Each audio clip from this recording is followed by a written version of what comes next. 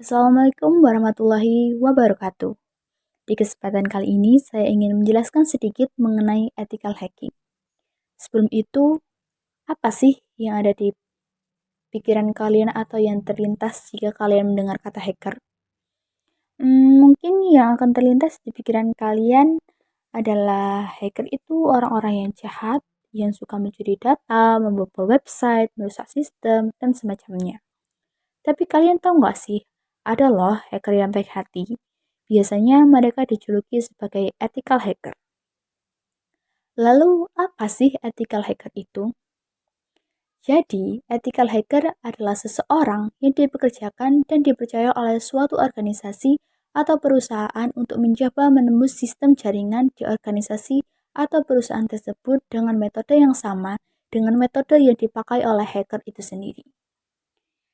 Jika berhasil menembus sistem keamanan, ethical hacker wajib untuk menjelaskan metode yang dipakai agar dapat bisa menjadi bahan evaluasi untuk perancangan sistem di perusahaan atau organisasi itu. Ada beberapa aktivitas ethical hacking yang dilakukan oleh seorang ethical hacker. Di antaranya yaitu memindai port menggunakan tools seperti Nmap atau Nessus untuk mencari port yang terbuka, meneliti setiap patch instalasi, dan mencoba mengeksploitasi celah yang ada. Mengais sampah dari jejak digital karyawan perusahaan atau organisasi seperti Trustbean, Sticky Notes, dan bahkan media sosial mereka untuk mencari informasi yang menyangkut sistem keamanan. Hal ini sering disebut juga dengan dumpster diving. Melakukan percobaan melewati IDS atau Intrusion Detection System, IPS, Intrusion Prevention System, ataupun firewall. Lalu siapa sih yang pantas atau bisa menjadi seorang ethical hacker itu? Jadi, seorang ethical hacker itu harus mempunyai keinginan yang tulus untuk membangun suatu sistem keamanan menjadi lebih baik. Selain hati yang bersih, seorang ethical hacker juga harus memiliki pemahaman tentang jaringan dan pemrograman sekaligus, dan tidak menutup kemungkinan bahwa seorang ethical hacker harus tahu seluk-beluk suatu sistem operasi. Bahkan banyak di antara hacker yang sudah expert memahami bahasa assembly, bahasa yang digunakan dalam arsitektur hardware. Ada beberapa jenis hacker. Yang pertama adalah white hat, yaitu hacker yang melakukan kegiatan ethical hacking. Yang tadi sudah kita bahas, yaitu mereka yang melakukan hacking untuk mencari kelemahan suatu website dan memberitahunya kepada organisasi terkait agar bisa memperbaiki kelemahan dari website itu sendiri. Yang kedua adalah black hat. Jadi black hat itu hacker-hacker yang melakukan kegiatan ilegal dan cenderung untuk kepentingan pribadi atau hal yang negatif seperti pencurian data, merusak sistem, dan lain sebagainya. Dan yang terakhir ada juga yang namanya grey hat,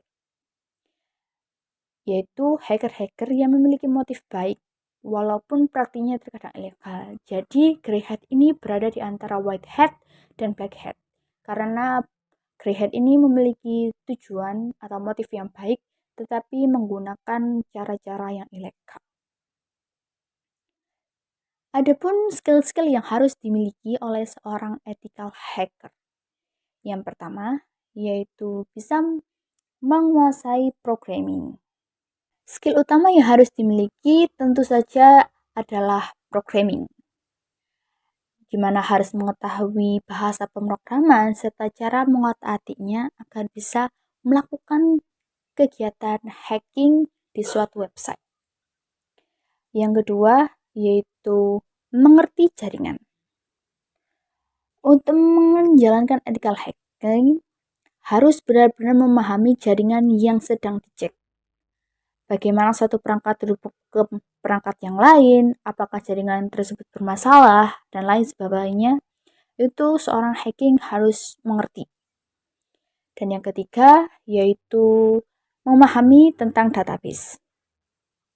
Biasanya ancaman yang ditemukan dalam ethical hacking itu menyerang database.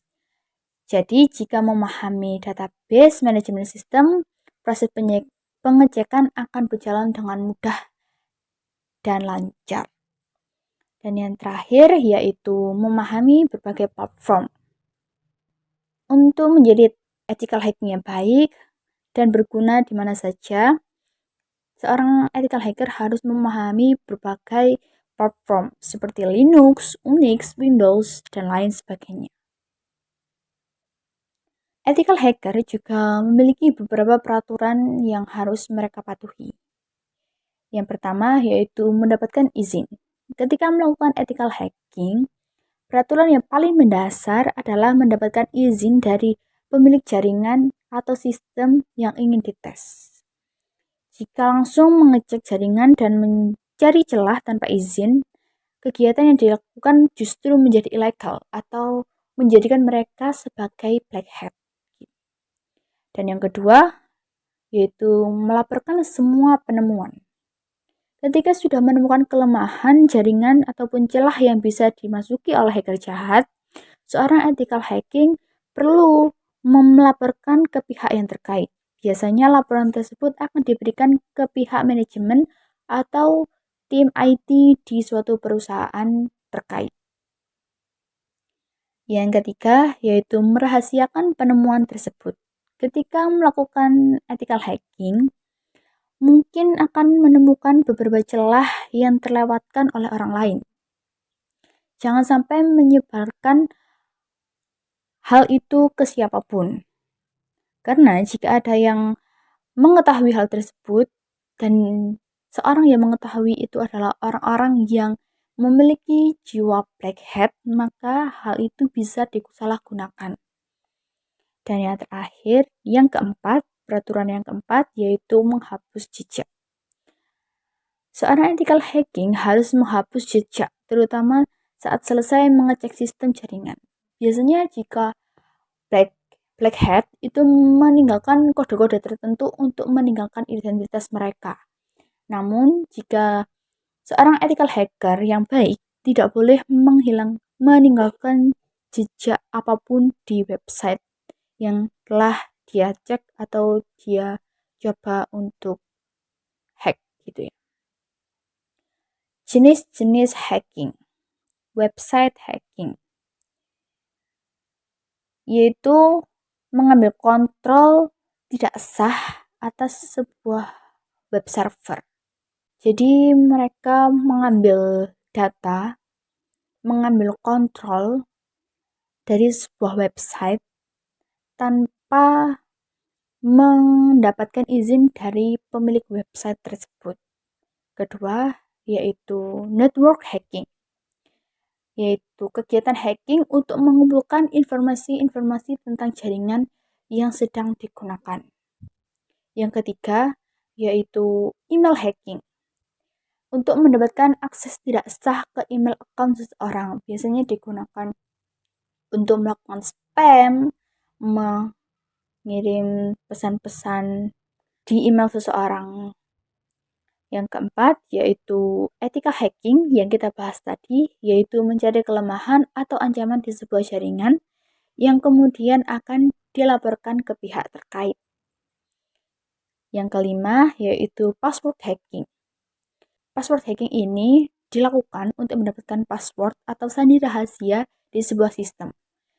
Bisa jadi sandi-sandi rahasia ini akan disalahgunakan oleh hacker-hacker yang black hat gitu ya, digunakan untuk hal-hal yang negatif. Dan jenis hacking yang terakhir yaitu computer hacking, yaitu kegiatan hacking untuk menerobos program komputer orang lain tanpa izin. Itu disebut computer hacking. Lalu sertifikasi ethical hacker. Ada beberapa macam sertifikasi. Yang pertama yaitu CDN, yaitu Certified Network Defender. Sertifikat ini bertujuan untuk menciptakan network administrator yang terlatih dan dalam menjaga, mendeteksi, dan merespons setiap ancaman keamanan jaringan. Yang kedua yaitu CAH, Certified Ethical Hacker, yaitu bertujuan untuk membentuk mindset seorang hacker ke seseorang yang telah memiliki sertifikat CDN. Dan CAH ini akan mempelajari bagaimana meningkatkan sistem keamanan informasi yang telah dibuat sendiri dengan cara mencoba membacanya sendiri. Dan yang ketiga yaitu ACSH, yaitu Edge Council Certified Security Analysis. Itu ditujukan untuk seorang ethical hacker bersertifikat yang sudah berpengalaman dan mungkin bisa memindai jaringan sambil tidur. Sertifikat ini akan melatih seorang yang bersertifikat CAH menjadi seorang analisis yang benar-benar memahami penetrasi keamanan ke berbagai sistem dan perangkat. Demikian yang dapat saya sampaikan pada kesempatan kali ini. Saya akhiri. Wassalamualaikum warahmatullahi wabarakatuh.